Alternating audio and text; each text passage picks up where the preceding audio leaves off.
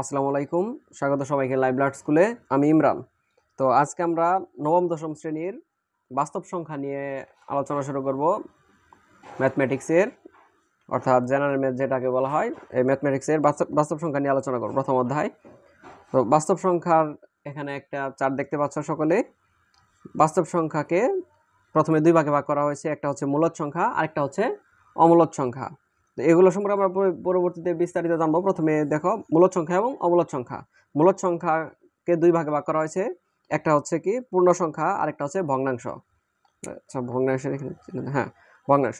পূর্ণ সংখ্যার ভিতরে কি ধনাত্মক সংখ্যা আছে, শূন্য আছে এবং ঋণাত্মক সংখ্যা আছে।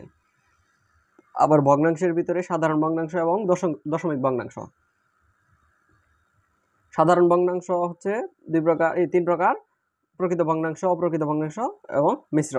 আর দশমিক ভগ্নাংশ হচ্ছে দুই প্রকার, একটা হলো কি সসীম, আরেকটা হচ্ছে অসীম। আবার এখানে অমূলদ যে সংখ্যা আছে সেটা হচ্ছে সসীম, অসীম, অনাবৃত দশমিক সংখ্যা। এই অসীম আবৃত যেটা সেটা হচ্ছে দশমিক ভগ্নাংশের ভিতরে অর্থাৎ মূলদের ভিতরে পড়ে, আর অসীম অনাবৃত যেটা সেটা অমূলদের ভিতরে পড়ে। তো এগুলো আমরা পরবর্তীতে বিস্তারিত জানবো। আবার এই অসীম ও আবৃতের ভিতরে এটাকে বেশ কয়েকভাবে প্রকাশ করা যায়, সদৃশ আকারে আর কি, সদৃশ এবং অসদৃশ থাকে। তো এগুলো সম্পর্কে বিস্তারিত জানবো। তো প্রথমে শুরু করা যাক স্বাভাবিক সংখ্যা দিয়ে।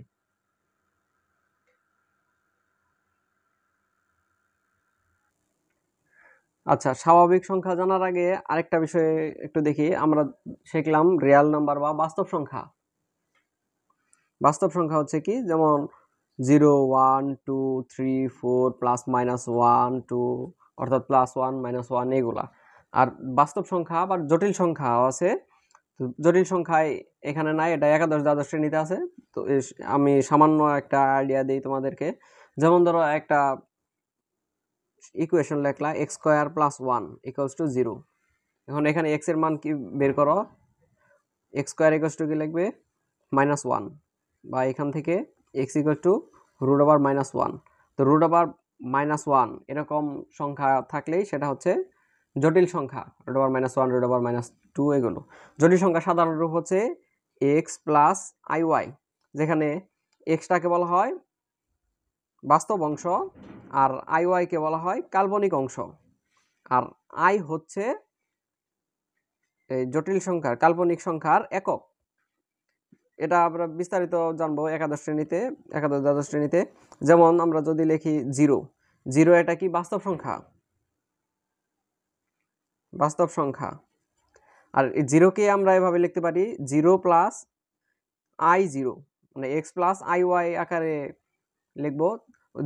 y হচ্ছে কি এই কাল্পনিক সংখ্যার কাল্পনিক অংশ, জটিল সংখ্যার কাল্পনিক অংশ। তো এখানে এটা সমান আসবে কি 0। তাহলে বাস্তব সংখ্যাও এক ধরনের কি জটিল সংখ্যা। তো এটা জটিল সংখ্যারই একটা সেট। তো বাস্তব সংখ্যা জানার জন্য আমরা প্রথমে যেটা বললাম স্বাভাবিক সংখ্যা। স্বাভাবিক সংখ্যা সম্পর্কে জানবো। স্বাভাবিক সংখ্যা কোনগুলো? যেগুলো ধনাত্মক অখণ্ড সংখ্যা, যেমন মৌলিক সংখ্যা, যৌগিক সংখ্যা ইত্যাদি। 2, 3, 5, 7 এগুলো লিখলাম। আবার 4, 6, 8, 9 ইত্যাদি, এইগুলো হচ্ছে মৌলিক সংখ্যা, এগুলো হচ্ছে যৌগিক সংখ্যা। তো এরকম এই স্বাভাবিক সংখ্যা সবগুলো, এগুলো আমরা জানি 0, 1, 2 এগুলো হচ্ছে মানে মাইনাস আসবে না বা এরকম কোনো দশমিক আসবে না, সেগুলো হচ্ছে স্বাভাবিক সংখ্যা। যেমনটা এখানে আমরা এরপর দেখব পূর্ণ সংখ্যা। প্রথমে আমরা এই টপিকগুলো অর্থাৎ স্বাভাবিক সংখ্যা, পূর্ণ সংখ্যা, ভগ্নাংশ সংখ্যা এগুলো শিখব।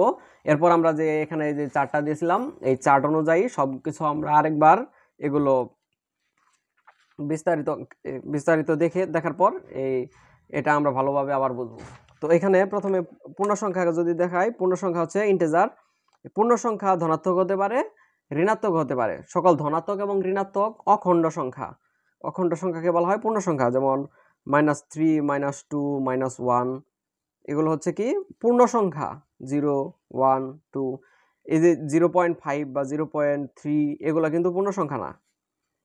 পূর্ণ সংখ্যা হচ্ছে মাইনাস হতে পারবে, 0 হতে পারবে, কিন্তু সেগুলো অখণ্ড সংখ্যা। এরপর আসি ভগ্নাংশ সংখ্যা। আচ্ছা, ভগ্নাংশ সংখ্যার আগে আমরা মূলদ সংখ্যাটা শিখি।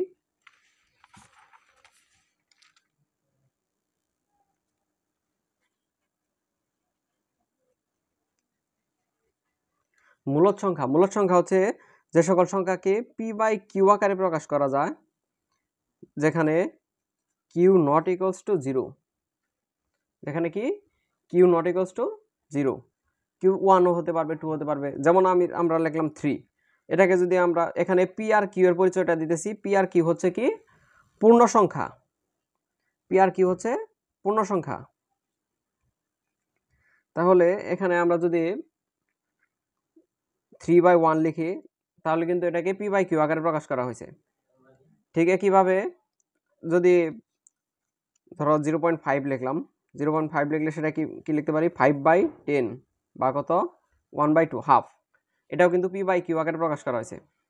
তো পি এবং কিউ এর পরিচয়টা কি আমরা বলছি, পি এবং কিউ হচ্ছে কি পূর্ণ সংখ্যা।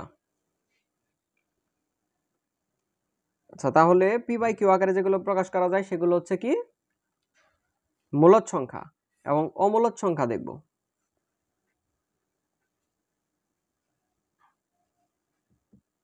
অমূলদ সংখ্যাকে কি, যেগুলো পি বাই কিউ আকারে প্রকাশ করা যাবে না, অর্থাৎ দুইটা পূর্ণ সংখ্যার যে ভগ্নাংশ রূপে সেগুলো প্রকাশ করা যাবে না, এবং এখানে Q not equals to zero হবে, Q not equals to zero. অর্থাৎ এখানে দুইটা পূর্ণ সংখ্যার অনুপাত রূপে প্রকাশ করা যাবে না। যেমন অমূলদ সংখ্যা, এখানে চার্ট দেখো, এখানে চার্টে কিন্তু অমূলদ সংখ্যা কিন্তু একটাই আছে, সেটা হলো কি অসীম অনাবৃত দশমিক। অনাবৃত এই বিষয়টা আমরা পরে দেখব। অসীম যে দশমিক ভগ্নাংশ, অসীম দশমিক ভগ্নাংশ যেটা, সেটাই হচ্ছে অমূলদ সংখ্যা। যেমন 0.23456 এরকম ডট ডট ডট ডট যেতেই যদি থাকে, তাহলে এটা হচ্ছে কি অমূলদ সংখ্যা, অর্থাৎ পি বাই কিউ আকারে। যেমন এখানে 0.5কে আমরা কি লিখলাম, হাফ, দুইটা পূর্ণ সংখ্যার অনুপাত আকারে লিখতে পারলাম। কিন্তু এখানে অমূলদ সংখ্যা থাকলে এটাকে আমরা দুইটা পূর্ণ সংখ্যার পি বাই কিউ আকারে প্রকাশ করতে পারবো না। এখানে কিউ এবং নট ইকুয়ালস টু জিরো হবে। তো এটাই হচ্ছে কি অমূলদ সংখ্যা, পি বাই কিউ আকারে প্রকাশ করা যাবে না। তো আমরা মূলদ সংখ্যা জানলাম, অমূলদ সংখ্যাও জানলাম। এখন আমরা দেখব ভগ্নাংশ সংখ্যা, বা ভগ্নাংশই বলা হয়। ভগ্নাংশ আমরা জানি প্রকৃত, অপ্রকৃত এবং মিশ্র। তো ভগ্নাংশের ক্ষেত্রে ভগ্নাংশ সংখ্যা বা ভগ্নাংশ, এখানে পি বাই কিউ আকারে প্রকাশ করা যাবে, এবং এখানে যদি যেখানে Q not equals to zero, q not equals to 1, অর্থাৎ এখানে আমরা মূলদ সংখ্যায় দেখলাম কি পি বাই কিউ আকারে প্রকাশ করা যায়, যেখানে কিউ জিরো হবে না, 1 হতে পারবে। আবার অমূলদ সংখ্যা তো পি বাই কিউ আকারে প্রকাশ করা যায় না। ভগ্নাংশ সংখ্যায় আমরা পি বাই কিউ আকারে প্রকাশ করতে পারবো, কিন্তু এখানে কিউ অর্থাৎ নিচে যেটা থাকবে হর, সেটা 0 হতে পারবে না, 1ও হতে পারবে না। যেমন 3 যদি লিখি, এটা কিন্তু ভগ্নাংশ হবে না। কেন? এটাকে যদি আমরা লিখি পি বাই কিউ আকারে 3/1, তাহলে সেটা ভগ্নাংশ সংখ্যা হবে না, কারণ এটা এখানে 1 আছে।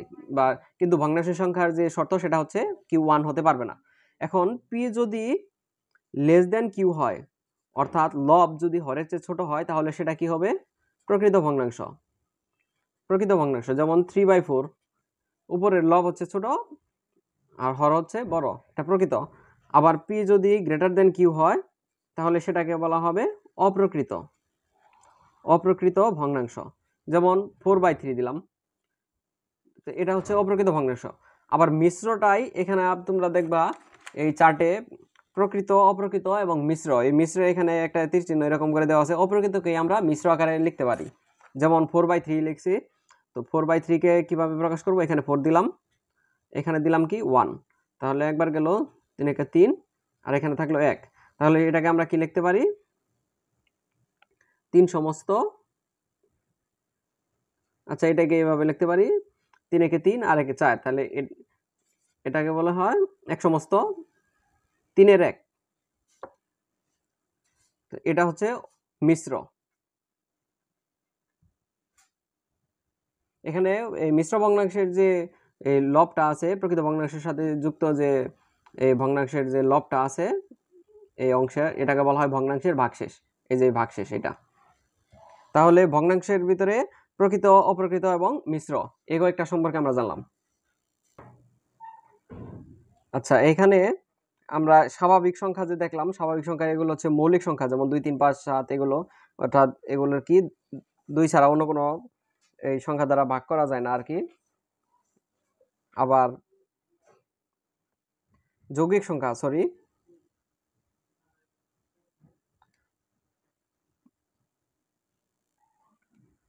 মৌলিক সংখ্যা হচ্ছে কি তোমার 2 গুণ 1 বা এটাকে কিন্তু আর অন্য কোনো সংখ্যা দ্বারা গুণাকারে প্রকাশ করা যায় না, অর্থাৎ গুণনীয়ক শুধুমাত্র 1, এগুলো হচ্ছে মৌলিক সংখ্যা।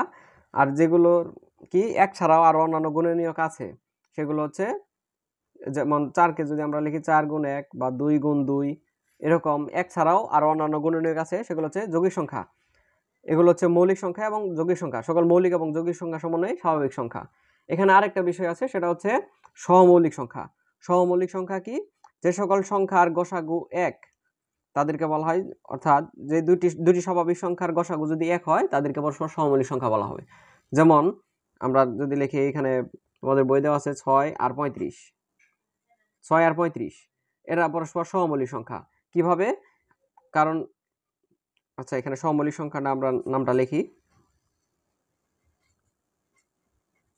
সহমৌলিক সংখ্যা। এখানে হবে কি গসাগু 1 দুইটা সংখ্যার, যেমন 6কে আমরা কি লিখতে পারি, 6 এবং 35 এর গসাগু কত হবে, 6 এবং 35 এর গসাগু 1। এখানে গরিষ্ঠ সাধারণ গুণনীয়ক গসাগু, তোমরা এগুলো নিচের শ্রেণীতে শিখে এসেছো। তো এখানে গসাগু যদি 1 হয় অন্য দুইটি সংখ্যার ভিতরে, তাহলে তাদেরকে বলা হবে পরস্পর সহমৌলিক সংখ্যা। আচ্ছা, এখন আমরা দেখব সেটা হলো দশমিক ভগ্নাংশ বা দশমিক ভগ্নাংশ সংখ্যা।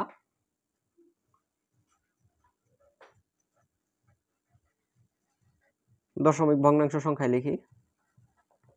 আচ্ছা, দশমিক ভগ্নাংশের সংখ্যা এখানে দেখো, দশমিক ভগ্নাংশের ভিতরে কি কি আছে, সসীম, অসীম আবৃত আর অসীম অনাবৃত, এই তিনটাই হচ্ছে কি দশমিক ভগ্নাংশে। কিন্তু অসীম অনাবৃত যেটা, সেটা হচ্ছে অমূলদের ভিতরে পড়ে, অর্থাৎ পি বাই কিউ আকারে প্রকাশ করা যায় না, দুইটা পূর্ণ সংখ্যার অনুপাত আকারে প্রকাশ করা যায় না, সেটা হচ্ছে কি অমূলদ সংখ্যা। আবার তাহলে এখন আমরা দেখি, প্রথমে দেখবো সেটা কি, তাহলে আমরা কি জানতে পারলাম, মূলদ এবং অমূলদ যেটা দুটাই কিন্তু এই দশমিক ভগ্নাংশের ভিতরেই পড়ে। অমূলদ সংখ্যা, এই সরি অমূলদ কেন, দশমিক ভগ্নাংশ, দশমিক ভগ্নাংশের ভিতরে ধরো 3 লিখলাম, 3 কে লিখলাম 3.0, আবার √5 বা √3 লিখি, √3 সমান কত 1.732 ডট ডট ডট ডট এরকম। তাহলে এখানে 3 কে যদি আমরা 3.0 লিখলাম, অর্থাৎ এখানে তো 3 এর মানের কোনো পরিবর্তন হলো না, দশমিক দিয়ে লেখাই হলো কি সেটা একটা দশমিক সংখ্যা। তো এখানে √3 এটা হচ্ছে অমূলদ সংখ্যা, কারণ এই দশমিকের পর অঙ্কগুলো এটা অসীম পর্যন্ত বিস্তৃত, এই কারণে এটা হচ্ছে এই অসীম ভগ্নাংশ বা অসীম দশমিক অমূলদ সংখ্যা।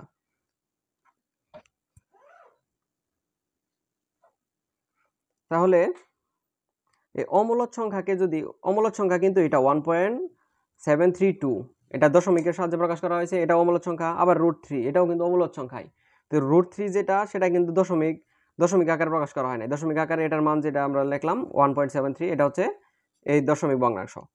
এখন দশমিক ভগ্নাংশের ভিতরে বেশ কয়েকটা প্রকার আছে আমরা বললাম, সেটা হচ্ছে সসীম আর এটা হচ্ছে অসীম। এবং অসীমের ভিতরে আবার দুইটা ভাগ আছে, একটা হচ্ছে আবৃত্ত আরেকটা হচ্ছে অনাবৃত্ত, এগুলো আমরা দেখব। তো সসীমের ভিতরে কোনটা আছে, যেমন 3.0 লিখলাম, তো এটা হচ্ছে সসীম। বা আমরা যদি লিখি 0.52, এটাও সসীম। কিভাবে, যেমন সসীম হলো দশমিকের পরে যদি নির্দিষ্ট সংখ্যক অঙ্ক থাকে, তাহলে বা সসীম সংখ্যক অঙ্ক থাকে, এটা হচ্ছে সসীম দশমিক ভগ্নাংশ।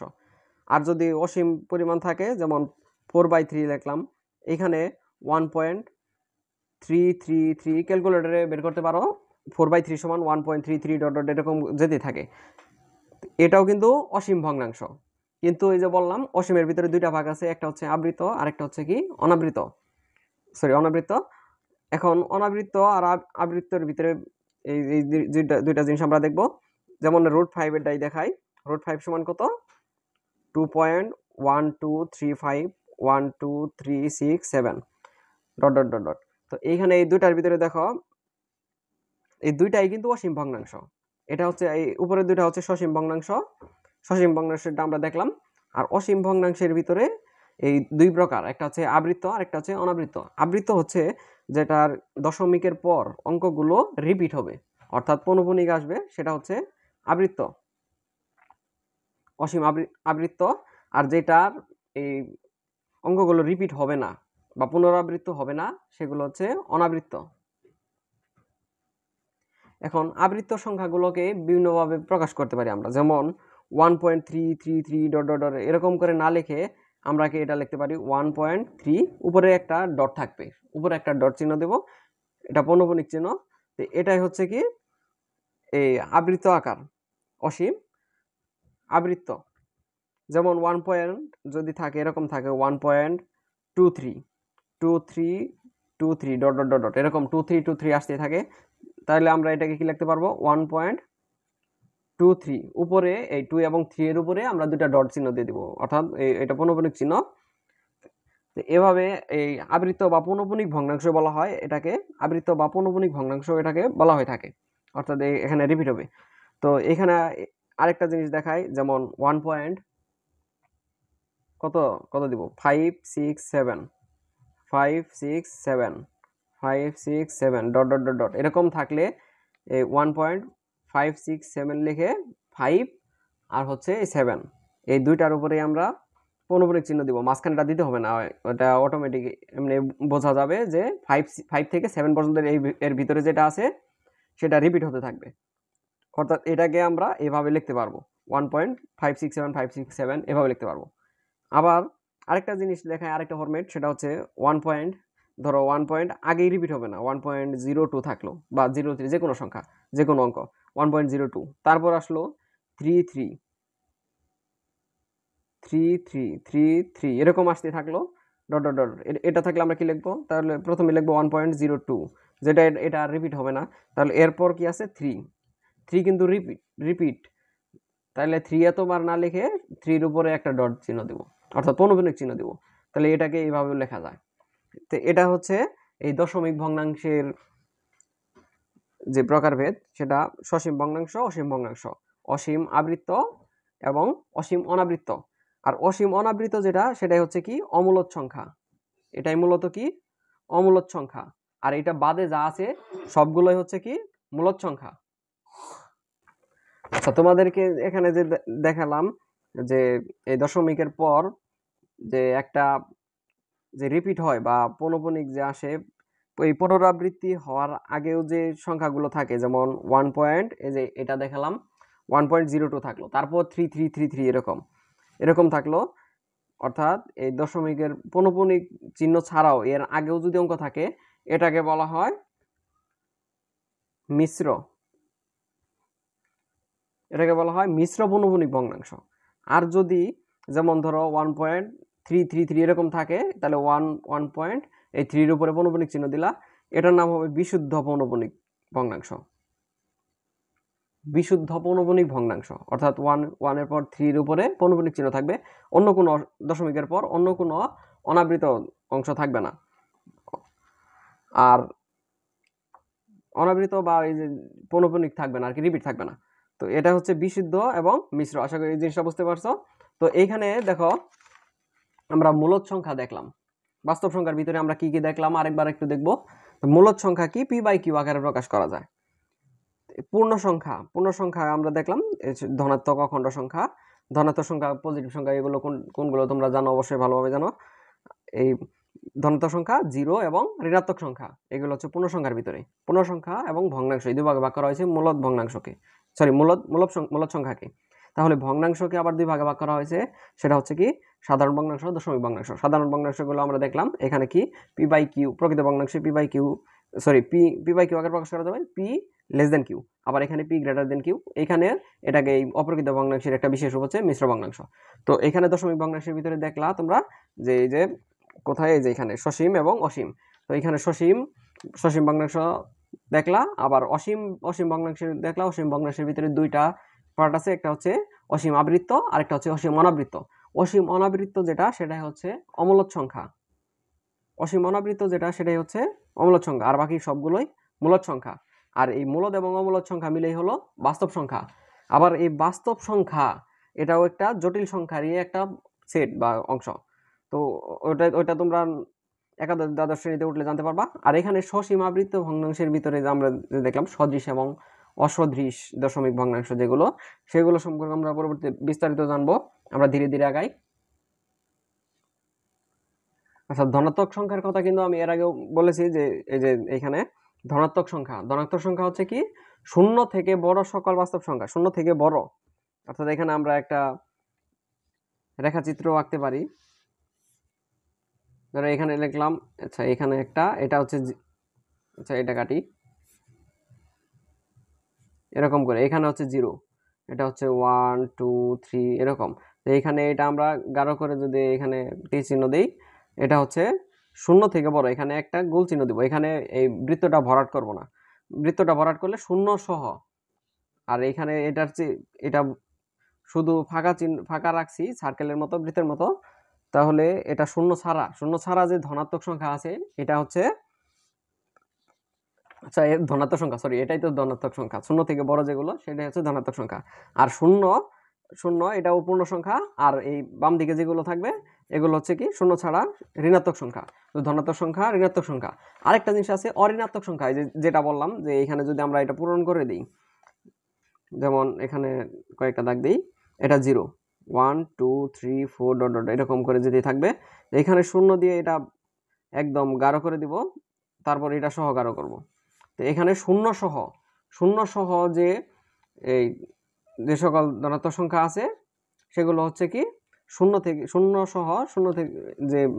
বড় যে সকল ধনাত্মক সংখ্যা আছে এগুলোকে বলা হয় এই অঋণাত্মক সংখ্যা। আর ঋণাত্মক সংখ্যা কোনগুলো তোমরা তো জানোই, ঋণাত্মক সংখ্যা, ধনাত্মক সংখ্যা, এগুলো বলে আর সময় নষ্ট করব না। আচ্ছা, এখন আমরা কয়েকটা রূপান্তর দেখব। রূপান্তরটা কি, যেমন এখানে বলা হয়েছে এই 3/11 কে, অর্থাৎ 11/3 কে দশমিক ভগ্নাংশে প্রকাশ করো। এটা কিসে আছে? সাধারণ ভগ্নাংশে। সাধারণ ভগ্নাংশে কোন রূপে? প্রকৃত ভগ্নাংশের রূপে আছে। সাধারণ ভগ্নাংশে প্রকৃত রূপে। তো এটাকে দশমিক ভগ্নাংশে প্রকাশ করার জন্য কি করতে হবে? 11 কে 3 দ্বারা ভাগ করতে হবে, সরি 3 কে 11 দ্বারা ভাগ করতে হবে। তো ভাগ করার সময় এখানে কি আসবে? প্রথমে যায় না, প্রথমে লিখবো একটা দশমিক, শূন্য দিয়ে একটা দশমিক আনবো, এখানে একটা 0 দিব। তো 0 দেওয়ার পর এখানে যায়, তাহলে আমাদের কত লিখতে হবে? এখানে কত যায়? 11 দোকানে 22, এখানে থাকে কত? 8 যায় না, যেহেতু দশমিক দিয়েছি এখানে একটা শূন্য আসবে। তারপর 7 যায়, 7 11 77, এখানে বাকি থাকে কত? 3 যায় না, এখানে তাহলে আরেকটা শূন্য বসাবো, তারপরে আবার 2 দিব। 2 দিলে 11 দোকানে 22, থাকে 8, আবার শূন্য নামাবো, তাহলে আবার 7 দিব, তাহলে 7 11 77, বাকি থাকবে কত? 3। তো 3 দিলে আবার 0 নামাবো, অর্থাৎ এই রিপিট হতে থাকবে, এটা 0.272727 0.272727 এরকম ডট ডট ডট ডট। তো এটাকে আমরা কি লিখতে পারবো? এটাকে লিখতে পারবো 0.827, উপরে পৌনঃপুনিক চিহ্ন থাকবে। তো এটাই হবে এই সাধারণ ভগ্নাংশের কি এই দশমিক ভগ্নাংশের রূপ, অর্থাৎ পৌনঃপুনিক ভগ্নাংশে প্রকাশ করা হবে। আচ্ছা, এখন আমরা আরেকটা মজার জিনিস দেখবো, সেটা হচ্ছে কি এই আবৃত যে দশমিক ভগ্নাংশ আছে, অসীম আবৃত, সেটাকে আমরা, সরি অসীম না, এখানে সসীম আবৃত দশমিক ভগ্নাংশকে আমরা সাধারণ ভগ্নাংশে প্রকাশ করব। এখানে কি আছে? 45.2,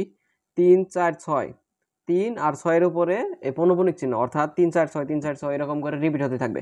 তো এটাকে আমরা সাধারণ ভগ্নাংশে কিভাবে প্রকাশ করব? এটার একটা সাধারণ সংক্ষিপ্ত একটা নিয়ম আছে, সেটা প্রথমে কি করতে হবে? এটাকে একটা দাগ দিব। তো এইখানে প্রথমে পুরো এই অঙ্কটাই লিখতে হবে। এইখানে পুরো অঙ্কগুলো লিখতে হবে, সবগুলো অঙ্ক লিখতে হবে দশমিক বাদ দিয়ে। তাহলে কি লিখবো? 4 5 2 3 4 6। তারপর বিয়োগ, ওইখান থেকে বিয়োগ হবে কোনটা? এই আবৃত যে অংশ বা রিপিট হওয়া যে পৌনঃপুনিক যে অংশটুকু আছে, অংশটুকুর ভিতরে যেটা আছে সেটা লিখতে হবে। অর্থাৎ এখানে 2 বাদ যাবে, 2 এর উপরে পৌনঃপুনিক চিহ্ন নাই, এটা বাদ। এই 3 4 6 3 4 6 এখানে যেটা আছে এটা বিয়োগ, সরি এই 3 4 6, আমি আরেকবার বলি, এখানে প্রথমে এই দশমিক বা পৌনঃপুনিক চিহ্ন বাদ দিয়ে পুরোপুরি যেটা আছে সেটা লিখতে হবে। এরপর এই আবৃত অংশ বাদে যতটুকু আছে সেটা বিয়োগ করতে হবে। অর্থাৎ 3 4 6 এর উপরে যেহেতু পৌনঃপুনিক চিহ্ন আছে, এইটা বাদে যতটুকু আছে সেইখানেও দশমিক চিহ্ন নেওয়া যাবে না। এটা বাদে যতটুকু আছে এটাও বিয়োগ করতে হবে। তাহলে কি কি আছে এখানে? 4 5 এবং 2, 4 5 2। বুঝতে পারছো আশা করি। এরপর নিচে যেটা থাকবে, নিচে কি দেবো আমরা? নিচে দেব হচ্ছে এই আবৃত অংশ যেটা আছে, এই আবৃত অংশ বা রিপিট হওয়া যে পৌনঃপুনিক যে অংশটা আছে যেটা রিপিট হয়েছে, কয়টা অঙ্ক আছে তার জন্য ওই কয়টা 9 দিব। তো এখানে কয়টা আছে? 1 2 3টা, তিনটার উপরে এই পৌনঃপুনিক চিহ্ন আছে, এই কারণে আমরা 3টা 9 লিখবো। 3টা 9 লিখলাম। লেখার পর দশমিকের পর অনাবৃত অংশ কয়টা আছে, অর্থাৎ এই পৌনঃপুনিক চিহ্ন ছাড়া কয়টা এই অঙ্ক আছে সেই কয়টা শূন্য দিতে হবে। তারপর মানে 9 লেখার পর তারপরে শূন্য দিতে হবে। আমরা আরো কয়েকটা প্র্যাকটিস করবো, সমস্যা নাই। তো এখানে ক্যালকুলেটর দিয়ে তোমরা বিয়োগ করে দেখবা, এখানে আসে কত? 4 5 1 8 9 4, উপরে আসে এত আর নিচে আসে 9 9 9 0। এটাকে আরো শর্ট করা যায়, তো এটা পরে দেখব। তো চলো আমরা আরেকটা করি। ধরো এটাকে করি 3 2 মানে 32.567, 5 আর 7 এর উপরে এই পৌনঃপুনিক চিহ্ন আছে। এটাকে আমরা কি লিখবো? প্রথমে পুরাটাই লিখবো, 3 2 5 6 7, তারপর বিয়োগ চিহ্ন দেব। এই আবৃত যে অংশটুকু আছে যেটা রিপিট হতেছে, তো এইটা বাদে যে যতটুকু অংশ আছে সেটা বিয়োগ হবে। এখানে 3 2 এটা বিয়োগ হবে। এরপর যে এই রিপিট হওয়া যে পৌনঃপুনিক যে চিহ্ন আছে যে কয়টা অঙ্কের উপরে সেই কয়টা 9 দিব।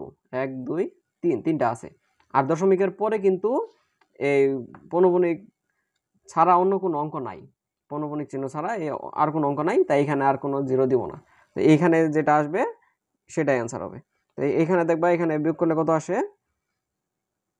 3 2 5 3 5 এটা আসে, আর নিচে থাকে 9 9 9। এটাকে আরো শর্ট করা যায়, আরো শর্ট করলে একদম হয়তো এরকম লেখা যায়, 32 সমস্ত কত 37/21, এরকম ভাবে লেখা যায়। আচ্ছা চলো আমরা আরেকটা দেখি। যেমন ধরো 0.3, এখানে পৌনঃপুনিক চিহ্ন, এইটাকে সাধারণ ভগ্নাংশে প্রকাশ করতে হবে। সাধারণ ভগ্নাংশে প্রকাশ করার জন্য কি করব? প্রথমে দাগ দিব, পুরাটাই লিখবো। এখানে কি আছে? 3 মাইনাস এই দশমিকের পর এই আবৃত বা পৌনঃপুনিক রিপিট হওয়া অঙ্কগুলো বাদে অন্য কোনো সংখ্যা আছে, অন্য কোনো অঙ্ক আছে? নাই। তাহলে কি এখানে 0 বিয়োগ হবে, অর্থাৎ কোনো বিয়োগ হবে না বা 0 বিয়োগ হবে। তারপর নিচে কত? নিচে দশমিকের পর আবৃত অংশ বা এই পৌনঃপুনিক যে রিপিট হয়েছে যেগুলো, সেরকম অঙ্ক কয়টা আছে, অর্থাৎ পৌনঃপুনিক চিহ্ন কয়টার উপরে আছে? একটার উপরে, তাহলে একটা 9। আর তারপর এটা ছাড়া অন্য কোনো সংখ্যা আছে? সরি উপরে এই জিনিসটা আরেকবার দেখাই। তো পুরো জিনিসটা একবারে লিখবো সম্পূর্ণ 3। তারপর বিয়োগ হবে কোনটা? এই পৌনঃপুনিক চিহ্ন ছাড়া বাকি যতগুলো অঙ্ক আছে সেগুলো বিয়োগ হবে। এখানে বিয়োগ হবে কোনটা? 0 বিয়োগ হইলো। এরপর নিচে আসবে কি? এই যে কয়েকটা অঙ্কের উপরে, দশমিকের পর যেই কয়টা অঙ্কের উপরে এই পৌনঃপুনিক চিহ্ন থাকবে সেই কয়টা 9, অর্থাৎ একটা 9 একটা আছে, এখানে একটা 9 দিব।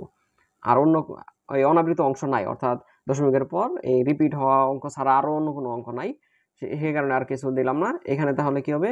3/9 বা কত? 1/3। ক্যালকুলেটরে চাপ দিয়ে দেখতে পারো 1/3 = 0.3333 এরকম যেতে থাকবে। আচ্ছা তোমাদের আরেকটা জিনিস দেখাবো এখন, সেটা হচ্ছে সদৃশ আবৃত্ত, আরেকটা হচ্ছে অসদৃশ আবৃত্ত, এই দশমিক ভগ্নাংশ। এগুলোই এই যেমন ধরো এখানে আমরা চার্টে এর আগেও দেখাইছি, সেটা হচ্ছে এই দশমিক ভগ্নাংশের ভিতরে সসীম ভগ্নাংশ এবং আরেকটা হচ্ছে অসীম ভগ্নাংশ। অসীম একটা হচ্ছে আবৃত্ত, আরেকটা হচ্ছে অসীম অনাবৃত্ত দশমিক। আবৃত্ত কোনটা?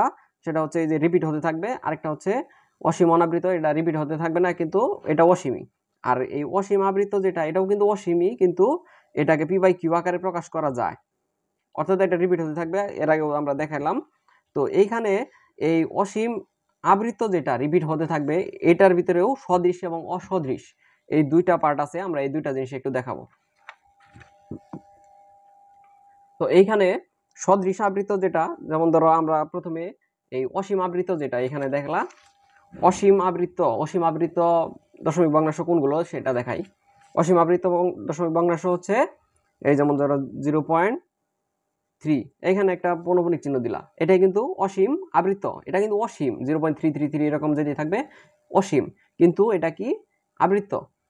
তো অসীম আবৃত্ত এরকম আরো বেশ কয়েকটা আছে, যেমন 0.7, এর উপরে আমরা দিলাম কি একটা পৌনঃপুনিক চিহ্ন। তো এখানে হচ্ছে দুইটা অসীম আবৃত্ত সংখ্যা। আবার এইখানে খেয়াল করো, আর কয়েকটা লিখি, 0.0723, 2 আর 3 এর উপরে পৌনঃপুনিক চিহ্ন দিলাম। তার নিচে লিখলাম 0. কত লিখবো, 9075 লিখলাম। 7 আর 5 এর উপরে এই পৌনঃপুনিক চিহ্ন দিলাম। এইখানেও দেখো, এখন সদৃশ আবৃত্ত দশমিক ভগ্নাংশ এবং অসদৃশ আবৃত্ত দশমিক ভগ্নাংশ, এগুলো কিন্তু আবৃত্ত, এটা কিন্তু কি অসীমই, কিন্তু এখানে একটা হচ্ছে সদৃশ আর একটা হচ্ছে অসদৃশ। সদৃশ কি, সদৃশ হচ্ছে এই দশমিকের পরে আবৃত্ত সবগুলোই কিন্তু আবৃত্ত পুরো সবগুলোই কি আবৃত্ত দশমিক ভগ্নাংশ, কিন্তু এটার ভিতরে এখানে দেখো এই 0.7, 0.3, 0.7, তো এইখানে দশমিকের পরে আবৃত্ত এবং অনাবৃত্তের সংখ্যা যদি সমান থাকে তাহলে সেটা হচ্ছে কি সদৃশ, মানে পৌনঃপুনিক চিহ্নযুক্ত যে সংখ্যা আর এই চিহ্ন ছাড়া যে সংখ্যা, এগুলো যদি সমান সংখ্যক থাকে তাহলে সেটাকে বলা হয় সদৃশ। এটা হচ্ছে সদৃশ। যেমন দশমিকের পরে একটা সংখ্যা আছে, একটা অঙ্ক আছে, তাও এই পৌনঃপুনিক চিহ্নযুক্ত, এখানেও একটা অঙ্ক আছে পৌনঃপুনিক চিহ্নযুক্ত। যদি এরকম থাকতো 0.3, আরেকটা যদি থাকতো 0.03, এরকম থাকতো পৌনঃপুনিক চিহ্নযুক্ত, তাহলে এই দুইটা কিন্তু সদৃশ না, কারণ এখানে দশমিকের পরে এখানে একটা অঙ্ক বেশি আছে, আর এখানে পৌনঃপুনিক চিহ্ন যদিও একটা আছে, কিন্তু এই দুইটা হচ্ছে সদৃশ না, কারণ এখানে একটা অঙ্ক বেশি আছে। এই যে ঠিক একইভাবে এখানে দেখো 0.07, এখানে যদিও সংখ্যাগুলো আলাদা, অঙ্কগুলো আলাদা, কিন্তু এখানে দুইটা আছে। এখানে কয়টা আছে, দুইটা অনাবৃত অংশ আছে, আর এখানে আবৃত্ত অংশ আছে কয়টা, বা রিপিট হয়েছে কয়টা, দুইটা। এইখানেও এই অনাবৃতের সংখ্যা কয়টা, অর্থাৎ এইখানে যে রিপিট হয় না, এখানে এই অঙ্কগুলোর সংখ্যা কয়টা, দুইটা। আর এইখানে রিপিট হয়েছে, এখানে কয়টা, এখানেও দুইটা। তাহলে এখানেও দুইটা, এখানেও দুইটা, আবার এখানেও দুইটা, এখানেও দুইটা, অর্থাৎ অনাবৃত বা রিপিট হয় নাই এগুলো দুইটা, এখানেও দুইটা, আবার রিপিট হয়েছে এখানে দুইটা, এখানেও দুইটা। তো এরকম থাকলে সেটা হচ্ছে কি সদৃশ আবৃত। আর এখানে যদি এই এরকম হয়, মিল না হয়, তাহলে সেটা হচ্ছে কি অসদৃশ আবৃত্তই, অর্থাৎ অসীম আবৃত্তই সংখ্যাই, কিন্তু সেটা অসদৃশ, মিল নাই। আর মিল থাকলে, এই যেরকম মিল থাকলে সেটা হবে সদৃশ। তো এটা এর একটু টাইম নিয়ে বোঝানোর কারণ আছে, এটা দিয়ে যোগ বিয়োগ গুণ অনেক অঙ্ক আছে, তো চলো আমরা সেগুলো দেখব। আচ্ছা দেখো, এখানে আমরা আরেকটা জিনিস দেখি, সেটা হলো এখানে দেওয়া আছে তিনটা সংখ্যা দেওয়া আছে, তিনটা সংখ্যাকে বলা হয়েছে এতকে সদৃশ আবৃত দশমিক ভগ্নাংশে প্রকাশ করো, অর্থাৎ এই তিনটাকে সদৃশ করতে হবে। এগুলো কিন্তু আবৃত ভগ্নাংশই, কিন্তু সদৃশ আবৃত দশমিক ভগ্নাংশে প্রকাশ করতে হবে। সেটা কিভাবে করব, এখানে দেখো 5.6 আছে, 6 এর উপরে পৌনঃপুনিক চিহ্ন, আবার কত আছে 7.345, 4 এবং 5 এর উপরে পৌনঃপুনিক চিহ্ন, আরেকটা হচ্ছে 10 দশমিক কত, এটা 7, 7, 8, 4, 2, 3, 4 এবং 3 এর উপরে পৌনঃপুনিক চিহ্ন আছে। এইগুলো সদৃশ করব কিভাবে, একটা নিয়ম আছে। প্রথমে হচ্ছে অনাবৃত্ত অংশ, দশমিকের পরে অনাবৃত্ত অংশ কি, যেগুলো রিপিট হয় নাই, সেগুলোর সংখ্যার ভিতরে যেটা বেশি, ওই সদৃশ যেটা করব, অর্থাৎ ফাইনাল যেটা করব, ওইখানে ওইটার অনাবৃত্ত সংখ্যাও ঠিক অতগুলাই হবে। তো এইখানে দেখো, অর্থাৎ সবগুলাকেই একটা নির্দিষ্ট ফরম্যাটে আনতে হবে।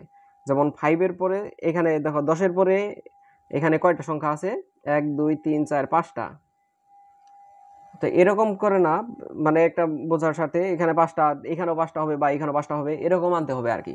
যেমন এখানে যে কোনো সংখ্যার পরে 3 পরে আমরা 0 0 0 এরকম দিয়েও একটা সংখ্যাকে বৃদ্ধি করতে পারি। তো এইখানে নিয়মটা কি সেটা আমরা দেখি। সেখানে হচ্ছে দশমিকের পরে অনাবৃত্ত যে সংখ্যা থাকবে সেটার মধ্যে যেটার বেশি ওইটাই হবে এই ফাইনাল সদৃশ যে সংখ্যাগুলো হবে সেটার অনাবৃত্তের সংখ্যার সমান।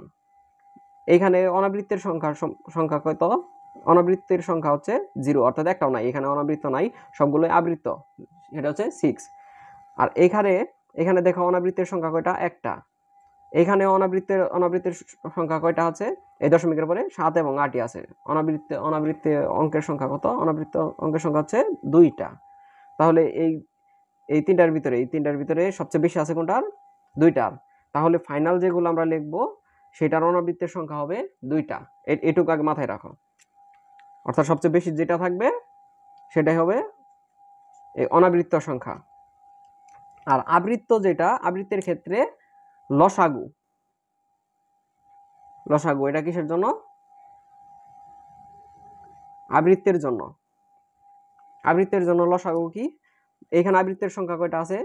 দশমিকের পরে আবৃত্ত এখানে সংখ্যা কয়টা আছে? একটা। এখানে দশমিকের পরে, এটা কিন্তু আমি এমনি ব্রেকেট দিতেছি বোঝানোর জন্য। তো এখানে দশমিকের পরে আবৃত্তের সংখ্যা কয়টা আছে? এটা অনাবৃত্তের সংখ্যা একটা আছে। আর আবৃত্তের সংখ্যা কয়টা আছে? 2টা, 4 এবং 5। তাহলে এখানে আমরা 2টা লিখলাম, ঠিক আছে। এখানে দশমিকের পরে আবৃত্তের সংখ্যা কয়টা আছে? 4, আবার 3 এর উপর আছে। এর মানে মাঝখানে যেটা আছে ওটা দিতে হয় না, ওইটা সহ বোঝায় আর কি। এর আগেও তোমাদের এটা বোঝাইছি। তো এইখানে 4, 2 এবং 3 এটার উপরে হচ্ছে কি, এটা হচ্ছে আবৃত্তের সংখ্যা। আবৃত্তের এই অঙ্ক সংখ্যা কয়টা? 3টা। তাহলে 1 2 এবং 3 এর লসাগু 1 2 এবং 3, এটার লসাগু কত হবে? 6। তাহলে যে আমরা সদৃশে যে পরিণত করব সেইখানে অনাবৃত্তের সংখ্যা হবে 2 আর আবৃত্তের সংখ্যা হবে কত? 6। তাহলে চলো আমরা লিখি। যেমন 5.6 কে আমরা 5.6 কে কিন্তু আমরা এরকম করে লিখতে পারি 5.66666 এরকম করে লিখতে পারি। তাহলে এখানে আমরা এরকম করে লিখবো 5.6। এখানে দেখো অনাবৃত্তের সংখ্যা কত? 2 হবে। অনাবৃত্তের অঙ্ক সংখ্যা 2 হবে। 5-এর পরে এই 2টা 6 আমরা লিখলাম, এটা লিখলাম, ঠিক আছে। ধরো প্রথমে দেখো অনাবৃত্তের সংখ্যা আমরা এখানে 6 যেহেতু লিখতে পারবো অনেকগুলা। তারপর আবৃত্তের জন্য সংখ্যা কত? আবৃত্তের সংখ্যা হচ্ছে আবৃত্তের অঙ্কের সংখ্যা 6টা। তাহলে আমরা এখানে 6টা দিব, ঠিক আছে। 6টা 6 দিব আবার 1 2 3 4 5 6। এখানে একটা দিব আর এখানে কত? 2টার পরে না? হ্যাঁ, এখানে এরকম করে লিখলাম। এটা কিন্তু লিখলেও সমস্যা নাই, 6 এটাও যদি আবার লিখি ওই একই জিনিস 5.6 আর 6 এর উপরে পৌনঃপুনিক চিহ্ন, আর এটা কিন্তু একই। এটার লেখার কারণ আছে, এটার পরবর্তীগুলো লেখার পরেই বুঝতে পারবা কেন লিখলাম। এইখানে 7.3 আর 4.5, এই 4.5 এর উপরে এটাকে আমরা এখন সদৃশ করব, এটা সদৃশ করব, মানে তিনটাই সদৃশ করব, তিনটাই যেন একই রকম হয়। এই যে এখানে যেরকম দেখাইছি, যেমন এই দশমিকের পরে একটা অঙ্ক এরকম। তো এখানে 7 লিখলাম, দশমিক দিলাম। দশমিকের পরে এখানে দেখো, এখানে তাহলে আমাদের কি আবৃত্তের সংখ্যা কয়টা হবে? আবৃত্তের সংখ্যা 6 আর অনাবৃত্তের সংখ্যা হবে 2। এখানে দেখো 3 আছে, তারপর 4 5 রিপিট হবে। তাহলে 3 লিখলাম। আমাদের 4 5 এবং 4 5 রিপিট হবে, 3 কিন্তু আর রিপিট হবে না। এখানে 4 এবং 5 এর উপরে যেহেতু পৌনঃপুনিক চিহ্ন আছে, তাহলে আমরা লিখতে থাকি 4 5 4 5 4 5, তারপর 4 লিখলাম।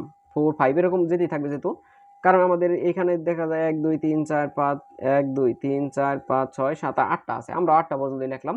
লেখার পর এখানে দেখো প্রথম 2টা ফাঁকা রাখবা, মানে প্রথম 2টার উপরে এই পৌনঃপুনিক চিহ্ন আসবে না, যেহেতু 4 5 এও রিপিট হইতেছে, কিন্তু আমরা এখানে এটাকে সদৃশ করতেছি, এই কারণে এখানে 5 এর উপরে পৌনঃপুনিক চিহ্ন দিবা, 5 এর উপরে দিবা, আর এবং শেষে এই 4 এর উপরে দিবা।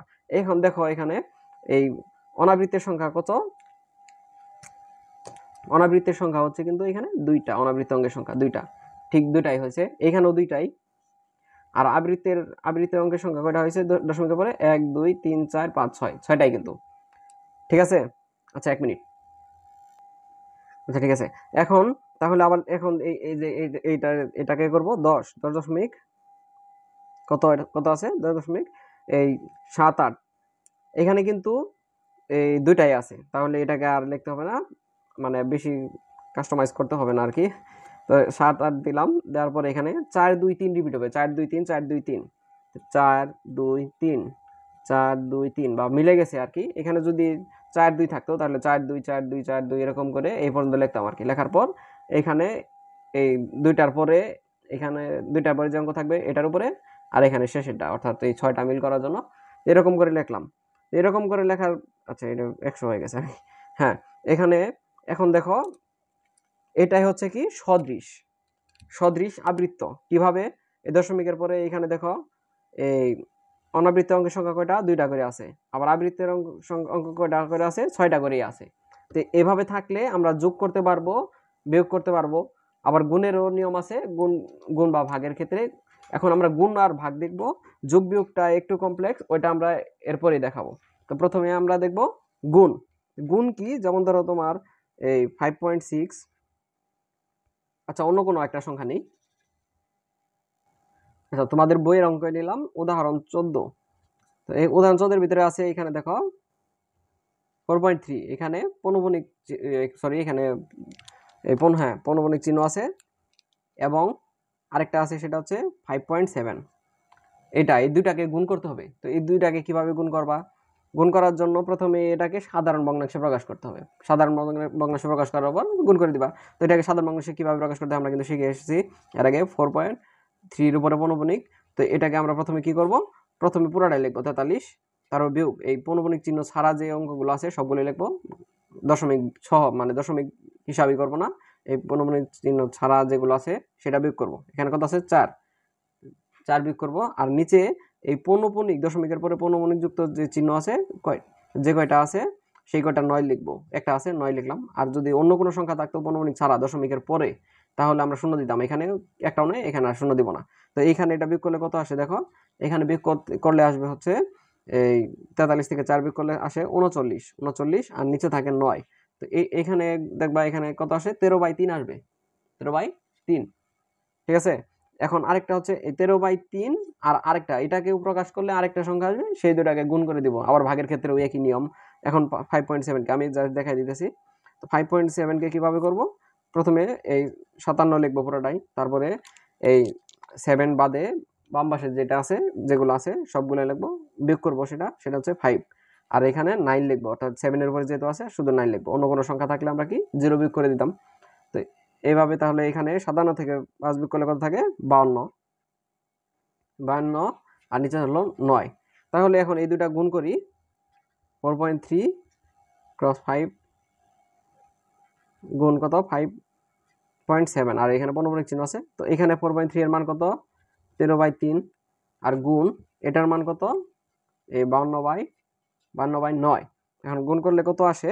এটা গুণ করবা, গুণ করার পর দেখবা 25.037 এরকম আসতেই থাকবে।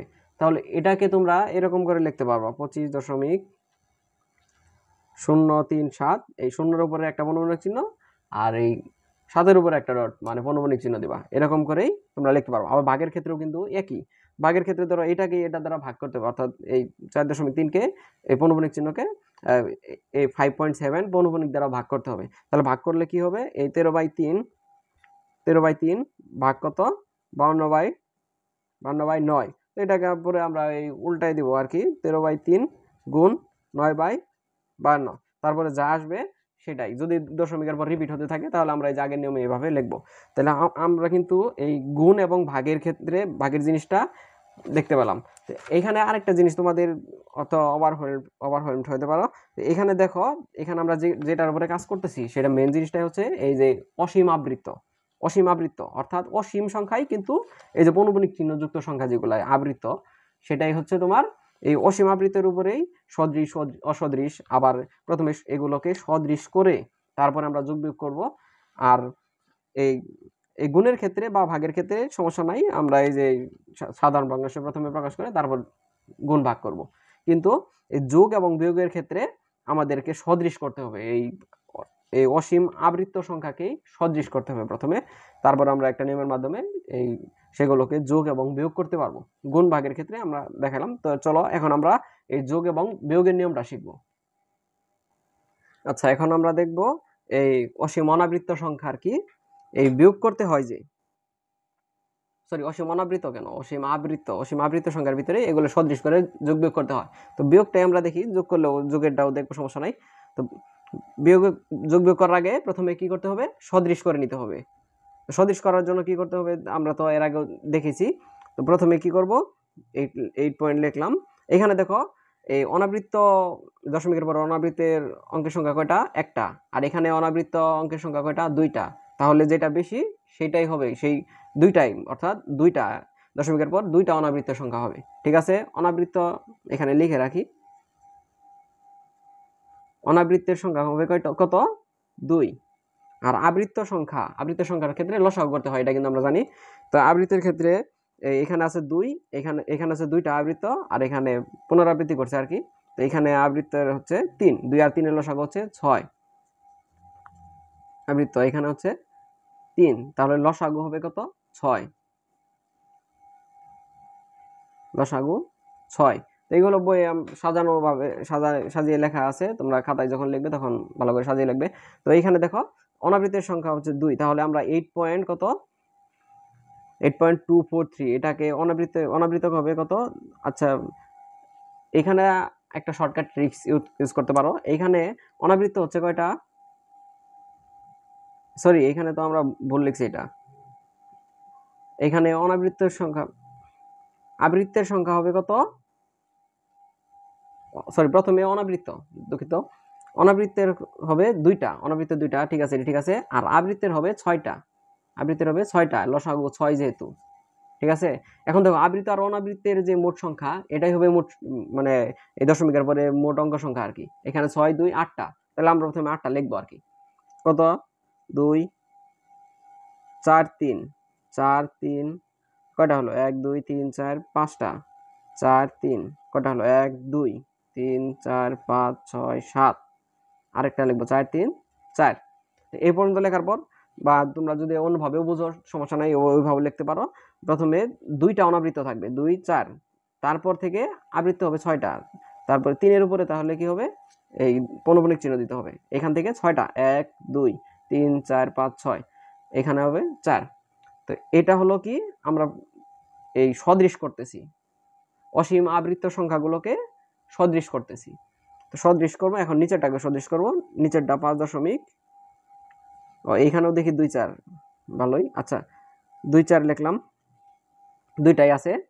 এখানে যেহেতু অনাবৃত্তের অঙ্কের সংখ্যা দুইটাই হবে, দুইটাই লিখলাম। আবার আবৃত্তের সংখ্যা হবে কয়টা, 6টা, তাহলে 6 3, সরি 6 7 3, এখানে কয়টা আছে, 3টা, এটা দুইবার লিখলেই 3 3 6, মানে 6টা হয়ে গেল।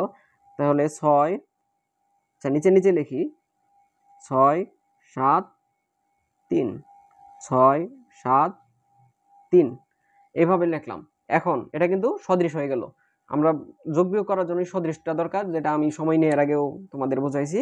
তো এখানে বিয়োগ করার ক্ষেত্রে বা যোগ করার ক্ষেত্রে আমরা এটা যেহেতু বিয়োগ করবো, এটা থেকে এটা বিয়োগ করার ক্ষেত্রে বা যোগ করার ক্ষেত্রে এই ডানের অঙ্ক থেকে এখানে এইখানে যোগ বা বিয়োগ করতে হয় সংখ্যা। এটা করার জন্য এই যে রিপিট হইতেছে এরপরের সংখ্যা যেটা হয়তো ওইটা ওই পাশে লিখতে হয়, একটা দাগ দিয়ে লিখবা। ধরো এখানে দাগ দিয়ে লিখলাম। অনেক স্যারে বলে, স্যার তোমাদের বলতে পারে যে এখানে এটা লিখবা না, বা তোমরা মনে মনে বা অন্য অন্য জায়গায় রাফ করে ওইভাবে লিখতে পারবা। তো স্যাররা যেভাবে নির্দেশ দেন সেভাবে করবা। তো এখানে একটা দাগ দিবা, এখানে একটা দাগ দিবা।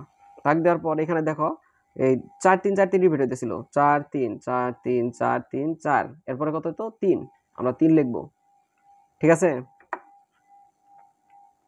আচ্ছা। তারপর এইখানে দেখো, এখানে এখানে কত হয়েছিল, 6 7 3 6 7 3, আর এখানে 6 এবং 7-এর উপরে, এখানে 6 আর 7, 6 আর 3-এর উপরে এই পৌনঃপুনিক চিহ্ন হবে। হ্যাঁ, 6 7 3, তারপরে কত আসবে, 6 আসতো না, তারপর আসতো 6। আচ্ছা, এখন এখানে, সরি মার্কারের সমস্যা।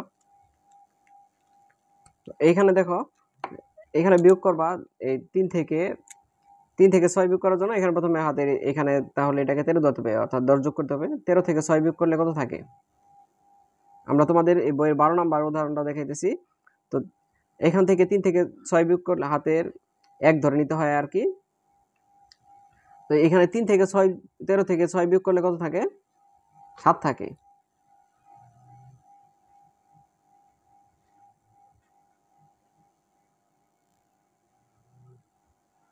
এরপর এখানে আমরা একটা দাগ দিব। দাগ দেওয়ার পর এখানে যেহেতু আমরা হাতের এই 10 যোগ করছিলাম, এই কারণে এখানে আমাদের কি করতে হবে? এই 1 যোগ করতে হবে। এটার সাথে 1 যোগ করলে 4 হয়। তাহলে 4 থেকে 4 বিয়োগ করলে কত হয়? 0। আবার এখানে 13 থেকে 7 বিয়োগ করলে কত হয়? 6। তারপর এখান থেকে 1 যোগ হবে 7। 14 থেকে 7 বিয়োগ করলে কত থাকে? 9। সরি, এখানে কি কোনো কিছু ভুল করছি কিনা? আচ্ছা দেখি 1 মিনিট। 14 থেকে 7, সরি, এখানে 14 থেকে 7 বিয়োগ করলে 7 থাকে। আচ্ছা, এরপর এইভাবে আমরা যোগ বিয়োগ করব, সম্পূর্ণটাই বিয়োগ করব, ঠিক আছে? স্বাভাবিক নিয়মে এভাবে বিয়োগ করতে থাকবো। বিয়োগ করলে এখানে আসে তোমাদের কত আসে? 9 6 6 9 6 6 9 9 2 দশমিক এত। হ্যাঁ, এখানে এই এই নিচেই তোমরা এই যে পৌনঃপুনিক চিহ্ন যেটা আছে সেটা বসাই দিবা। এখানে 0, সরি, এখানে 0 0 নাকি, এই পৌনঃপুনিক চিহ্ন, আর এখানেও পৌনঃপুনিক চিহ্ন। আচ্ছা, এইখানে আমরা বিয়োগটা আরেকবার একটু খেয়াল করি, কারেন্ট চলে গেছে।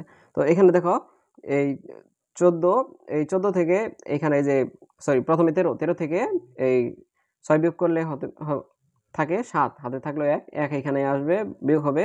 4 থেকে 4 বিয়োগ করলে 0। এরপর এইখানে 1 যোগ হবে, কত হবে? 8। আর এখানে 13 থেকে 8 গেলে,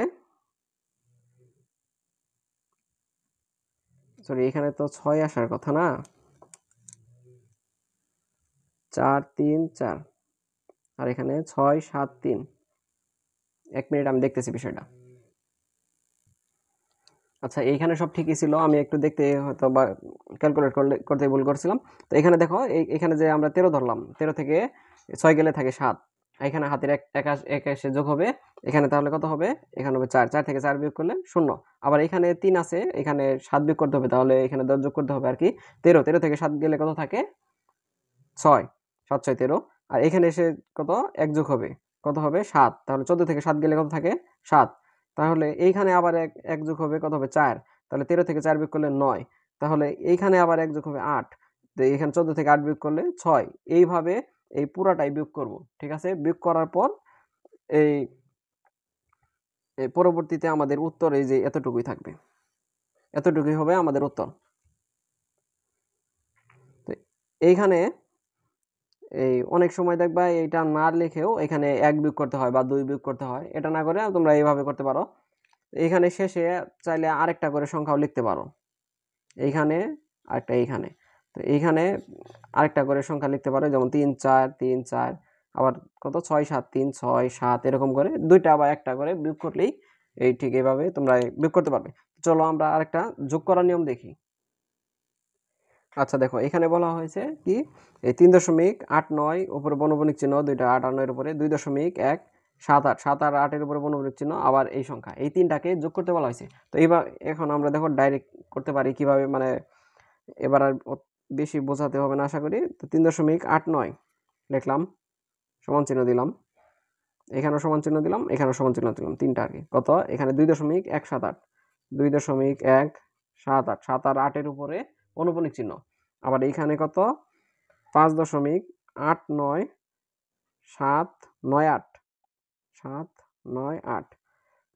এখানে পৌনঃপুনিক চিহ্ন হচ্ছে 7 আর 8 এর উপরে।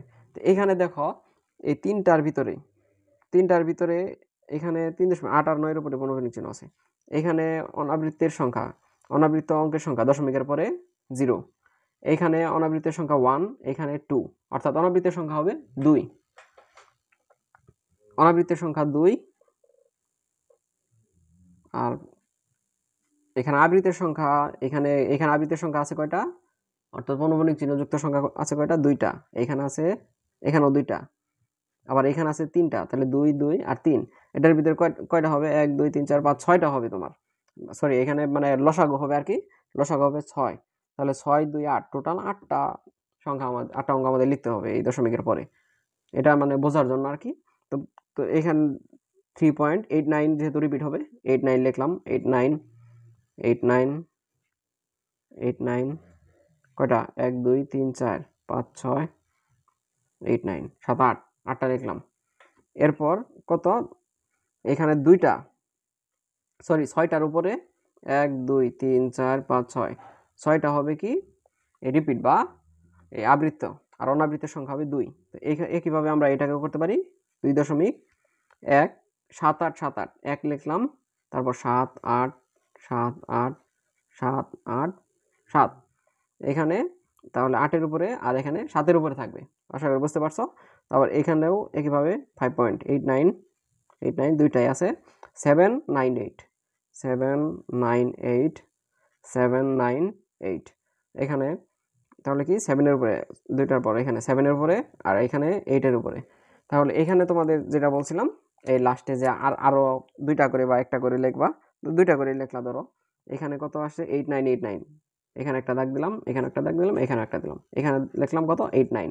এইখানে 7 8 7 8 7 8 7 8 7, আবার এইখানে কত আসে? 7 9 8 7 9 8 7 9, এইখানে দিলাম। এখন এইটা আমরা কি যোগ করব?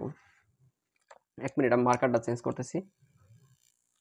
আচ্ছা, অ্যাসাইনমেন্ট ওটা বলা ছিল না। তো এখানে দেখো, এখন আমরা এটা যোগ করব। যোগ করার জন্য 9 7 আর হচ্ছে আবার 9, তাহলে এখানে যোগ করলে কত আসে? 9 18 8 7 25, 25-এর হচ্ছে 5, হাতে থাকলো 2, 8 8 16 7 6 23, আরো 2 25, 25-এর 5, তাহলে এখানে দাগ দিব। হাতে থাকলো 2, এখানে এসে 2 যোগ হবে, তাহলে 9 9 7 8 আর 2, 9 7 16 8 4 24 আর 2 6 26, 26-এর 6। তো এইভাবে আবার এখানে 2 যোগ হবে, এইভাবে পুরাটাই যোগ করবে। যোগের নিয়মটা একদম সিম্পল আর কি। তো এখানে যেটা আসবে সেটা হচ্ছে কত? 7 5 6 7 5 6, তারপর 7 5 6 7 5 7 7 5 7, আবার 9, আর এখানে আসবে 11। এখানে 5-এর উপরে দশমিক, সরি পনবনিক চিহ্ন, আর এখানে 6-এর উপরে পনবনিক চিহ্ন। তো এরকম যোগ করলে, আমি আর যোগ করতেছি না, এখানে সময় লাগবে এর আগে, তাই একটাতেই অনেক সময় নষ্ট হয়েছে। তো এইখানে এইভাবে আমরা এই যোগ বিয়োগগুলো করব। এইখানে এই দশমিক অসীম অনাবৃত্ত, সরি অসীম আবৃত্ত, অসীম আবৃত্তির ভিতরে এই সদৃশ অসদৃশের বিষয়গুলোই। তো এইটাতেই দেখা যায় অনেকগুলো ঝামেলা। এই অসীম আবৃত্তকে এই সাধারণ ভগ্নাংশে প্রকাশ করতে হয়, আবার সাধারণগুলোকে অসীম আবৃত্তি করতে হয়, আবার এগুলো অসীম আবৃত্তির এই যোগ বিয়োগ শিখলাম, গুণ ভাগও শিখলাম। আচ্ছা, এখন আমরা আরেকটা জিনিস দেখব, এটা আবার কি অসীম ভগ্নাংশের ভিতরে পড়ে অনেকটা। এই নির্দিষ্ট দশমিক স্থান পর্যন্ত মান অথবা নির্দিষ্ট দশমিক স্থান পর্যন্ত আসন্ন মান, নির্দিষ্ট দশমিক স্থান পর্যন্ত মান অথবা আসন্ন মান, এই দুটার ভিতরে পার্থক্যটা আমরা দেখব। তো এইখানে যেমন ধরো আমরা লিখলাম √2, এটার মান হচ্ছে কি 1.414, তারপর কত 2135 2135 dot dot dot dot dot. এইখানে যদি বলা হয় 4 ঘর পর্যন্ত কত?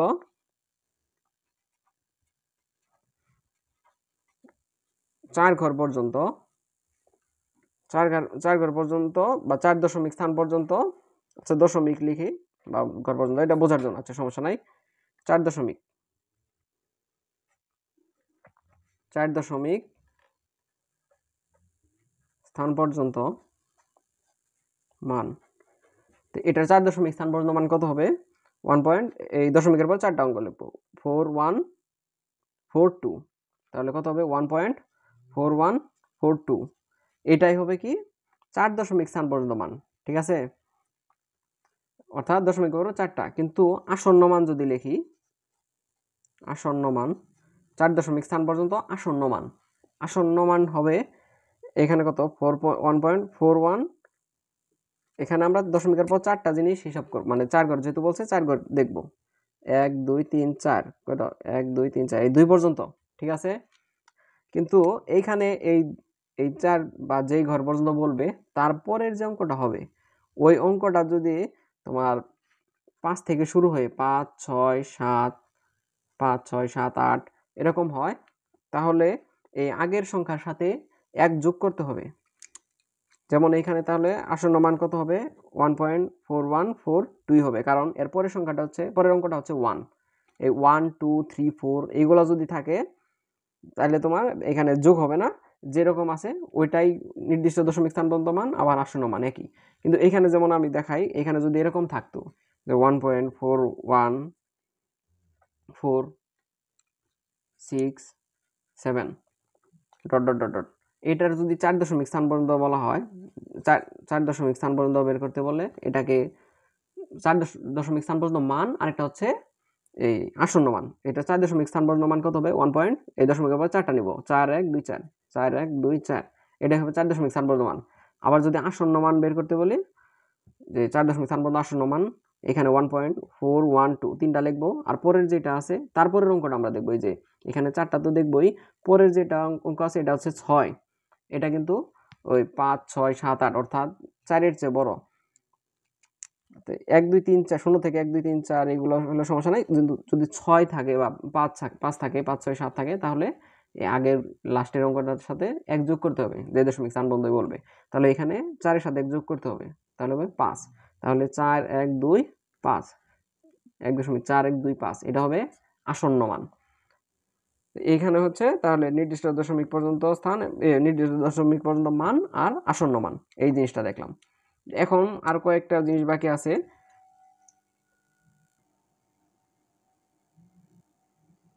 এখানে যে আসন্ন মানের জিনিসটা যে বললাম, এটা অনেক সময় বর্গমূল বের করতে বলে, যেমন 13 এর বর্গমূল √13, এটার যে মানটা আসবে যেমন 3.605551 ডট ডট ডট ডট এরকম আসে, যে এটা আমরা ম্যানুয়ালি বের করতে হবে। ক্যালকুলেটরে যেমন চাপি √13 বের করলে যে এরকম আসে, এটা না করে আমাদের নিজেদেরকে বর্গমূল বের করতে হবে। বর্গমূল বের করলে এরকম মান আসবে, ওইটার আবার এই যে 3 দশমিক স্থান পর্যন্ত বা 4 দশমিক স্থান পর্যন্ত এই মান বের করতে হবে। তো এই বর্গমূল নির্ণয় করার যে প্রসেসটা আমরা একটু সেটা দেখি। তো এইখানে 13 এর বর্গমূল নির্ণয় করতে হবে, রুট কত √13। তো এটা করার জন্য আমাদেরকে প্রথমে 13 লিখবো, এখানে দাগ দিলাম।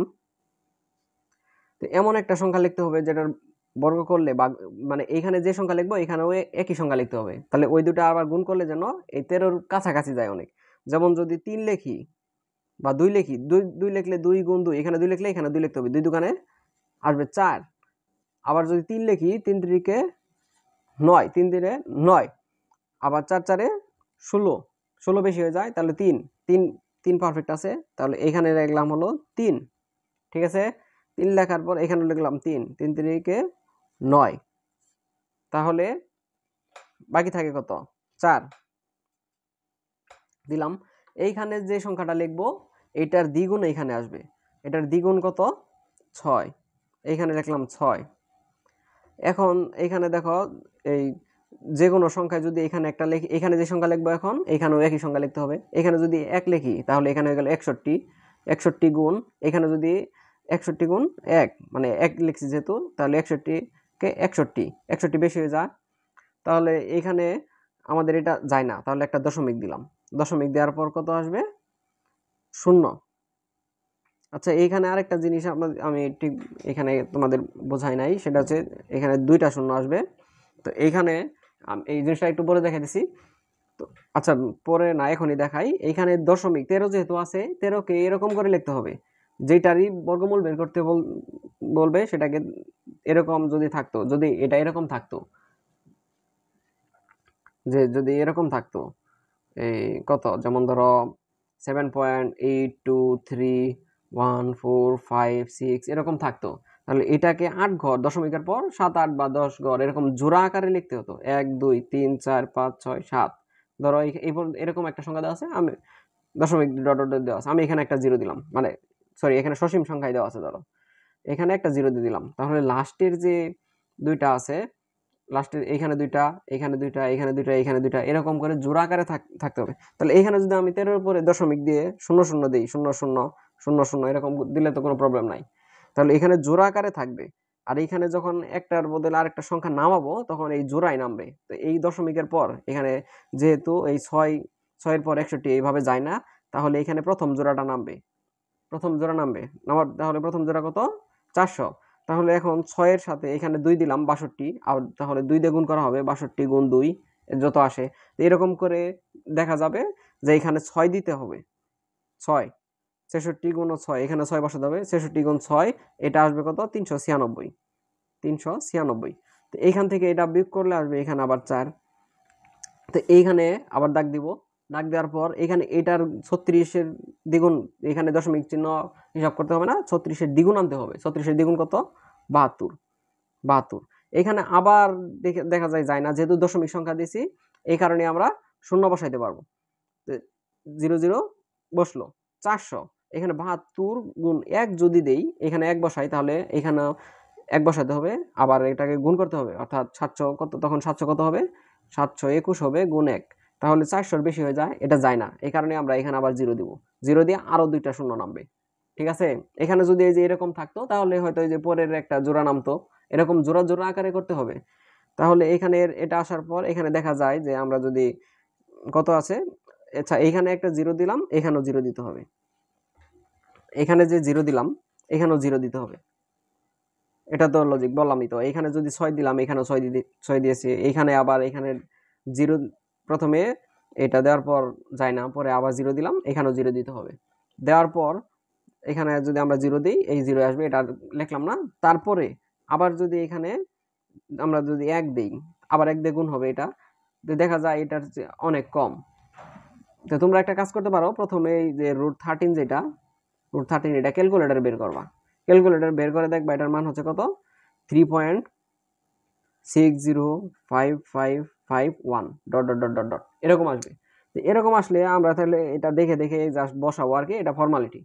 তো এখানে এখানে দেখা 60 এরপর 5, এখানে আমরা 5 বসাই দিব, এখানেও 5 বসাই দিব। এটাকে এই 7205, এটাকে 5 দিয়ে ক্যালকুলেটরে গুণ করবা, গুণ করার পর যেটা আসে সেটা এখানে বসবা। এখানে আসে কত? 36025, 36025, 36025, আচ্ছা 36025। এটাকে বিয়োগ করলে কত আসে? এটা বিয়োগ করলে আসে 3975, 3975। এরকম করে এরকম। আচ্ছা আমি আর কয়েকটা দেখাই।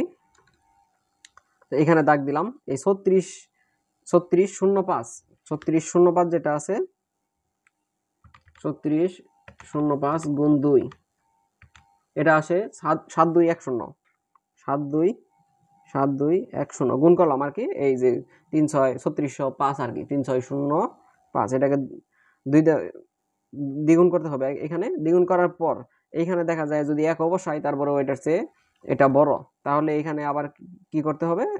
একটা জোড়া নামাইতে হবে। জোড়া নামানোর পর যদি না যায়, তারপর আবার 0 দিতে হবে, কিন্তু এখানে জোড়া নামানোর পর যায় আর কি। তারপর দেখা যায় আবার 5 দিলে আসে, তো এখানে একটা 5 দিলাম, এখানে একটা 5 দিলাম, এখানে আবার এটাকে তাহলে 5 দিয়ে গুণ করতে হবে। তো এটাকে 5 দিয়ে গুণ করলে কত আসে? 72105 না, 72105 গুণ 5। তো এটাকে গুণ করলে আসে 360 525, 360 525, 360 525। তো এইভাবে এরকম করে করতে থাকবে, করতে করতে করতে করতে এক সময় এই শেষে দেখবা উত্তর তোমাদের আসে কত? 3.60555 dot dot dot dot dot. এখন এটাকে যদি বলা হয় যে কত, এখানে দেখি তোমাদের এটা হচ্ছে 20 নম্বর, সম্ভবত 20 নম্বর। এখানে বলা হচ্ছে 3 দশমিক স্থান পর্যন্ত আসন্ন মান, 3 দশমিক স্থান পর্যন্ত আসন্ন মান। তাহলে 3 দশমিক স্থান যেহেতু আমরা 3টা হিসাব করব, 3টা হিসাব করব, পরবর্তী সংখ্যা এই 3টার দশমিকের পর 3 নম্বর অঙ্ক যেটা, সেটার পরে যে অঙ্কটা থাকবে সেটা 5 6 7 8 হলে এটার সাথে 1 যোগ করতে হবে। তাহলে দেখা যায় এটার পরে 5 আছে, তাহলে এখানে 1 যোগ করতে হবে। তাহলে আমাদের 3 আসন্ন মান কত হবে? আসন্ন মান হবে 3.605 এর সাথে 1 যোগ করতে হবে 606 3.606 এটাই হবে কি এই 3 দশমিক স্থান পর্যন্ত আসন্ন মান। নির্ণয় বর্গমূল, প্রথম বর্গমূল বের করতে বলছে, বর্গমূল বের করছো, এরপর আসন্ন মান। আচ্ছা, তোমাদের এখানে উদাহরণের ভিতরে কয়েকটা অঙ্ক আছে, সেটা আমি দেখে দিতেছি। তো এখানে বলা হয়েছে যে √3 ও 4 এর মাঝে, 4 এর মধ্যে দুইটি অমূলদ সংখ্যা নির্ণয় করো। দুইটি অমূলদ সংখ্যা নির্ণয় করো। তো এখানে √3 এর মান হলো 1.7320 ডট ডট ডট ডট, এটা লিখবা প্রথমে। তো এখানে এটা লেখার পর আর 4 তো √3 আরেকটা সংখ্যা হচ্ছে কত 4। তাহলে দেখো এটার সাথে যদি আমরা 1 যোগ করি, 1 যোগ করলে কি 4 এর চেয়ে কি ছোট না? 1.7 এর সাথে 1 যোগ করলে 2.7। আবার যদি 2 যোগ করি তাহলে 2.7। তাহলে এই দুইটা কি এই √3 এবং 4 এর মাঝখানে অবস্থিত। তাহলে এখানে √3 প্লাস 1 যদি করি তাহলে এটার মান হবে 2.7 এরকম সামথিং। এটা একটা, আরেকটা √3 প্লাস 2 এরকম যদি করি তাহলে এখানে যদি এটার সাথে 2 যোগ করি তাহলে 3.7320 এরকম একটা। তাহলে এটা এবং এটা দুইটাই কিন্তু এই √3 আর 4 এর মাঝখানে অবস্থিত। যেহেতু এটা অমূলদ সংখ্যা, অর্থাৎ √3 এর মান দেখো এটা কিন্তু অসীম অনাবৃত্ত সংখ্যা, তাহলে এটা কি একটা অমূলদ সংখ্যা। এখন অমূলদ সংখ্যার সাথে তুমি 1 যোগ করলেও এখানে ওইটা অসীমই থাকলো, এটাও কি তাহলে এটাও অমূলদ সংখ্যা। তাহলে এখানে যোগ করলেও এটাও অমূলদ সংখ্যা। দেখো এখানে 1 যোগ করছো, এখানে 2 যোগ করছো, তাহলে এটা কিন্তু বড়, এটা ছোট। তাহলে আমরা এটাকে আমরা এ ধরতে পারি, এটা এ, এটা হচ্ছে বি। তাহলে এখানে দেখো √3 এর চেয়ে কি এ বড়, বা এটাও লিখি √3 প্লাস 1 এটা বড়। তার চেয়ে বড় হলো √3 প্লাস 2, তার চেয়ে বড় হলো 4। অর্থাৎ এখানে এই √3 প্লাস 1 আর √3 প্লাস 2 এই দুইটা কি অমূলদ সংখ্যাটি কি কিন্তু এই 3 এর চেয়ে বড় এবং 4 এর চেয়ে ছোট, অর্থাৎ 3 এবং 4 এর মাঝখানে অবস্থিত। ঠিক এভাবে আমরা বলতে পারি যে এ এবং বি অমূলদ সংখ্যা এবং √3 এবং 4 এর মাঝখানে অবস্থিত। তো এইভাবে আমরা বলতে পারো। আচ্ছা, এখানে তোমাদের আরেকটা প্রতিজ্ঞা আছে, সেটা প্রতিজ্ঞাটা এমন যে প্রমাণ করো √2 একটি অমূলদ সংখ্যা।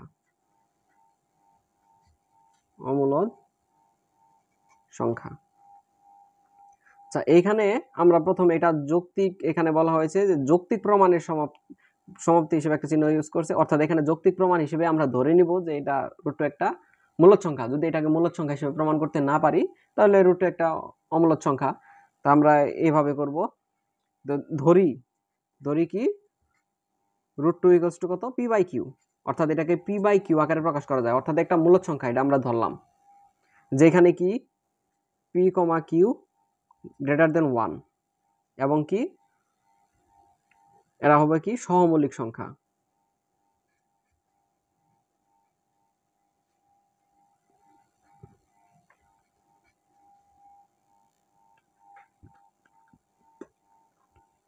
সহমৌলিক সংখ্যা মানে কি সরি সহমৌলিক সংখ্যা মানে এখানে এদের গসাগু হবে কি 1, যেমন 5/7 এরকম একটা সংখ্যা লিখলাম, এদের গসাগু কিন্তু 1।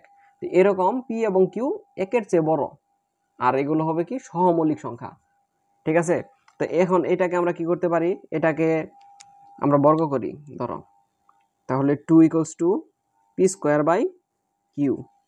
এখানে এটা যুক্তির খাতিরে এটা তোমরা মনে রাখতে পারো আর কি, এরকম করে করতে হয়। এখানে উভয় পক্ষকে আমরা কিউ দ্বারা গুণ করব, সরি এখানে p²/q² যেহেতু বর্গ করতেছি, উভয় পক্ষকে আমরা কিউ দ্বারা গুণ করব। তো এখানে কিউ দ্বারা গুণ করলে 2q = p²/q² ইন্টু কিউ।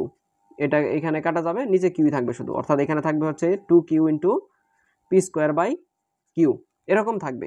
এখন এরকম যদি থাকে তাহলে এখন দেখো যুক্তি যেটা বলে যে কিউ যেহেতু পি এবং কিউ একের চেয়ে বড়, একের চেয়ে যে কোনো সংখ্যা, ধরো তুমি 5ই ধরলা, তাহলে 2q 2 × 5 এটা হবে 10, অর্থাৎ 2q হবে পূর্ণ সংখ্যা। 2q কি হবে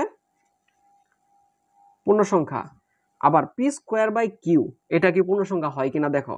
সহমৌলিক যেমন 5/7, পি স্কোয়ার বাই কিউ 5 হচ্ছে, এটা হচ্ছে পি, কিউ হচ্ছে কত 7, আর 7 হচ্ছে কিউ। তাহলে এখানে p square by q, p সমান যেমন 5 স্কোয়ার 25, এটাই ধরো এটাকে একটা সিম্বল হিসেবে ধরো আর কি, এটা দিতে হবে না। পি স্কোয়ার বাই কিউ এটা কি হবে, এটা কোনো সময় কি হবে না, পূর্ণ সংখ্যা হবে না।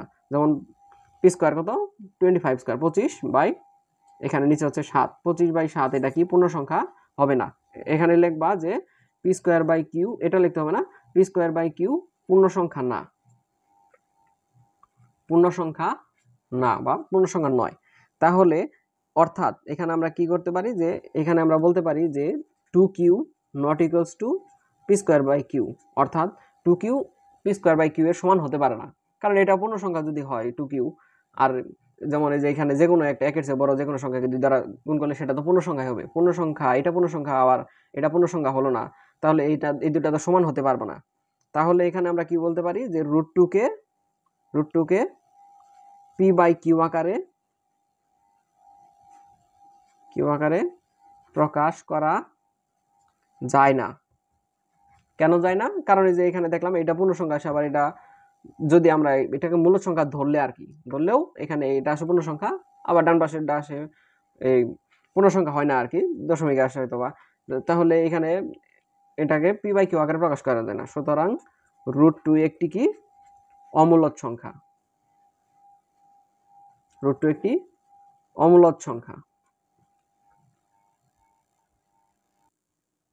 আচ্ছা, লাস্ট এই একটা অঙ্কের মাধ্যমে আজকের ক্লাসটা অর্থাৎ আজকের চ্যাপ্টারটা শেষ হয়ে যাবে। তো এখানে লাস্ট যে তোমাদের এই 2 নাম্বার উদাহরণে বলা হয়েছে যে প্রমাণ করো যে কোনো 4টি ক্রমিক স্বাভাবিক সংখ্যার গুণফলের সাথে যদি 1 যোগ করা হয়, 1 যোগ করলে যোগফল একটি পূর্ণবর্গ সংখ্যা হবে, এটা প্রমাণ করতে বলা হয়েছে। অর্থাৎ কি, যেমন 3 4 5 6 এটা আমি গুণ করলাম, 4টে সংখ্যা গুণ করে এটার সাথে 1 যোগ করলাম, যোগ করলে সেটা পূর্ণবর্গ সংখ্যা হবে।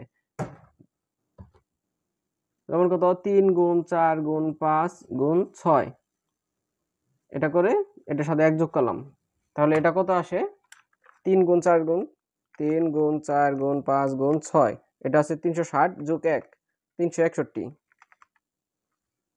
এটা আসে কত 361। এটাকে যদি রুট ওভার করো, তুমি বর্গমূল করো, রুট ওভার 361, এখানে আসে কত 19, অর্থাৎ এটা একটা পূর্ণবর্গ সংখ্যা। ঠিক আছে, এখন এটাই আমরা প্রমাণ করব কিভাবে, এভাবে তো প্রমাণ করা যাবে না। প্রমাণ করার জন্য ধরি প্রথম সংখ্যা হবে x, দ্বিতীয় সংখ্যা x প্লাস 1, যেহেতু ক্রমিক সংখ্যা অর্থাৎ 1 2 3 এক এক করে তো বৃদ্ধি পায়, x প্লাস 1, তারপরটা হবে কি x প্লাস 2, তারপরটা হবে x প্লাস 3। এখন এই কটাকে গুণ করব, গুণ করে 1 যোগ করব, তো x into x plus 1 into, এখান থেকে শুরু হইতেছে, ঠিক আছে, ইন্টু কত x plus 2 into x plus 3 plus 1। তারপর এখানে গুণ করার সুবিধার্থে এটা আগে নেব, এটা পরে নেব, x ইন্টু এক্স প্লাস 3, আর এখানে আসবে x plus 1 into x plus 2 plus 1। এটা পরবর্তী একবারে গুণ করলেও পরে হবে, কিন্তু এইভাবেই করবা আর কি।